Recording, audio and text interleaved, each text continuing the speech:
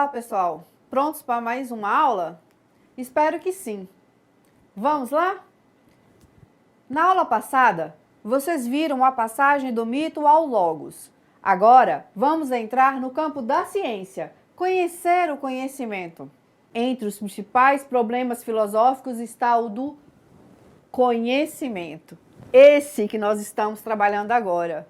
Para compreender a si e o mundo, os homens querem também entender a sua própria capacidade de entender. Ou seja, se é possível conhecer alguma coisa de algo, como eu posso entender que isso é conhecimento? As questões levam à busca do conhecimento. A filosofia era até então absoluta, mas agora a ciência vai ocupar seu espaço no mundo, porque até a Idade Média tudo fazia parte de estudos no campo da filosofia, mas a partir de Galileu acontece essa ruptura e agora o conhecimento acontece não mais só pela filosofia, mas cria-se o campo de estudo da ciência. A ciência é o pensamento humano, fora do pensamento do divino. O conhecimento científico vem através da mente humana, pelo homem. Acontece aqui a separação entre fé e razão.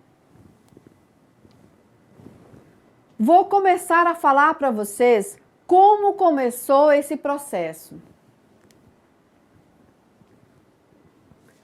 Aconteceu a partir de um grande movimento cultural na Europa, chamado o Renascimento, que se sobrepôs ao final da Idade Média e formaram uma transição entre a filosofia medieval e a moderna. O Renascimento começou na Itália e durou aproximadamente 1.300 anos a 1.600. Foi um tempo de despertar intelectual, resultante da redescoberta da antiga cultura grega e romana. Durante o Renascimento, os principais avanços ocorreram nas ciências, como foi o caso da astronomia, física e matemática. Estudiosos chamados de humanistas sublinharam a importância de os seres humanos e o estudo da literatura clássica como um guia para a compreensão da vida. A ênfase na ciência e no humanismo levou às mudanças nos objetivos e técnicas de investigação filosófica. Escolástica diminuiu e a filosofia foi libertada de seus laços com a teologia medieval. Vimos na aula passada, São Tomás e Santo Agostinho. Bom, um dos primeiros filósofos a apoiar o método científico foi Francis Bacon, da Inglaterra. A maioria dos historiadores consideram Bacon e René Descartes, da França, a serem os fundadores da filosofia moderna. Bacon escreveu duas obras influentes: O Avanço da Aprendizagem, que foi em 1605, O Novo Órgão, e em 1620 ele afirmou que o conhecimento era poder e que este só pode ser alcançado através do método indutivo de investigação. Bacon imaginou um novo mundo de cultura e lazer que poderia ser adquirido por inquérito sobre as leis e os processos da natureza. Ao descrever este mundo, ele antecipou os efeitos dos avanços da ciência, a engenharia e tecnologia. O racionalismo era uma perspectiva filosófica que surgiu nas primeiras décadas de 1600. A ideia básica do racionalismo é que a razão é superior à experiência como fonte de conhecimento e que a validade da percepção dos sentidos deve ser provada de mais certos princípios.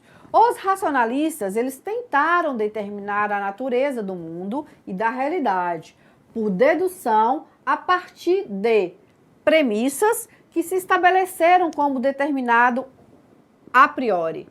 Eles também ressaltaram a importância de procedimentos matemáticos. Os principais racionalistas foram René Descartes, Spinoza, Leibniz. Descartes era um matemático, bem como filósofo. ele inventou a geometria analítica. A ideia básica de Descartes foi estabelecer uma base segura para as ciências, uma fundação do tipo que tinha encontrado para a matemática. Ele se preocupou muito com os fundamentos do conhecimento e começou sua filosofia sobre a persistente consideração dos problemas epistemológicos. Descartes era um mecanicista, isto é, ele considerava todos os fenômenos físicos como ligados mecanicamente por leis de causa e efeito. A filosofia de Descartes gerou o problema de como a mente e a matéria elas estão relacionadas. Isso é possível ver no filme O Ponto de Mutação, que eu vou indicar para vocês. Spinoza construiu um sistema de filosofia sobre o modelo de geometria. Ele tentou tirar conclusões filosóficas de alguns axiomas centrais, verdades supostamente autoevidentes e definições. Spinoza não vê Deus como um ser sobre-humano que criou o universo. Ele identificou Deus como o universo. Spinoza também foi um mecanicista, sobretudo no que diz respeito do universo. Como determinado?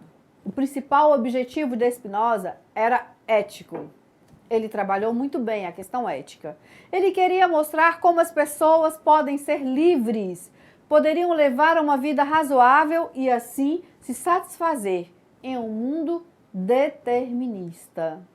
Leibniz acreditava que o mundo real é apenas um dos muitos mundos possíveis. Ele tentou mostrar como o mundo real é o melhor de todos os mundos possíveis, em um esforço para justificar os caminhos de Deus para a humanidade. Assim, ele tentou resolver o problema de como um Deus perfeito e todo-poderoso poderia ter criado um mundo cheio de tanto sofrimento e do mal. Leibniz e Isaac Newton, cientista inglês, desenvolveram de forma independente o cálculo. Os trabalhos de Leibniz em matemática anteciparam o desenvolvimento da lógica simbólica, a utilização de símbolos e operações matemáticas para resolver problemas de lógica. O empirismo, por sua vez, vai enfatizar a importância da experiência e percepção sensorial como fonte de base do conhecimento. O primeiro grande empirista foi John Locke, inglês, em 1600, George Berkeley, da Irlanda, David Hume, da Escócia, desenvolveram ainda mais o empirismo em 1700. Locke tentou determinar a origem, a extensão e a certeza do conhecimento humano em um ensaio sobre o entendimento humano, em 1690. Locke argumentou que não existem ideias inatas, ou seja, ideias que as pessoas nascem com elas. Ele acreditava que, quando uma pessoa nasce, a mente é como um pedaço de papel em branco. A experiência é, portanto, a fonte de todas as ideias e todo conhecimento. Berkeley lidou com a questão de que, se tudo o que um ser humano conhece é apenas uma ideia, como se pode ter certeza de que não há nada no mundo que corresponde a essa ideia? Berkeley respondeu que ser é ser percebido. Não existe nenhum objeto, disse ele, a menos que seja percebido por algum espírito. Os objetos materiais são ideias na mente e não têm existência independente. Hume prorrogou as teorias de Locke e Berkeley. Para um ceticismo consistente sobre quase tudo, ele afirmava que tudo na mente consiste em impressões e ideias com ideias, provenientes de impressões. Toda ideia pode ser atribuída e testada por alguma impressão. De acordo com Hume, temos de ser capazes de determinar a partir de qual impressão que nós deveríamos uma ideia para essa mesma ideia de ter significado. Uma ideia evidente que não pode ser atribuída a uma impressão deve ser sem sentido. Hume também levantou a questão de como podemos saber que o futuro será como o passado. de que as leis da natureza continuarão a operar como elas fazem. Ele alegou que só podemos saber que os eventos têm seguido certos padrões no passado. Portanto, não podemos ter a certeza de que as coisas vão continuar a seguir esses padrões. Tudo pode mudar. Segundo Heráclito, lembram? Kant queria saber como chegar à razão. A partir daí, ele começa a escrever uma das suas maiores obras, A Crítica da Razão Pura. Ele fundamenta que tanto a razão assim, bem como a experiência, são elementos indispensáveis para a construção do conhecimento humano. Para Kant, o conhecimento é formado por dois elementos. Primeiro, a experiência, como algo que vem de fora do sujeito, portanto seria algo a posteriori. Essa experiência é que formaria a matéria do conhecimento. Segundo, as faculdades, aquilo que possuímos internamente em nossa razão e que não dependem da experiência, portanto seria algo a priori. Para Kant, o que está em nós seria a forma do conhecimento e o que está fora seria a matéria. Ele coloca que para conhecermos de fato as coisas, precisamos da experiência sensível, ou seja, a matéria que é dada ao intelecto a posteriori, sendo, portanto, organizadas por formas de sensibilidade e entendimento, que são a priori. Essa sendo condição da própria experiência. A experiência, portanto, não poderá ser constituída como experiência propriamente dita. Se não for apreendida pelas formas a priori da sensibilidade, que estão no próprio sujeito. Essas formas são intuições puras como o espaço e o tempo. Vamos aqui, então, deixar os pontos claros sobre esses correntes. O racionalismo, a partir de René Descartes, dizia que, para obtermos o conhecimento, esse devia vir através da razão. Ou seja, precisamos refletir sobre a nossa reflexão a priori e vamos entender aqui o que seria o termo a priori. Não seria o que vem primeiro, e sim o método de se obter conhecimento sem precisar usar os 5 sentidos. Só seria pela reflexão. Por isso, penso, logo existo. Refletiu René Descartes. Vamos entender o que significa, então, a posteriori.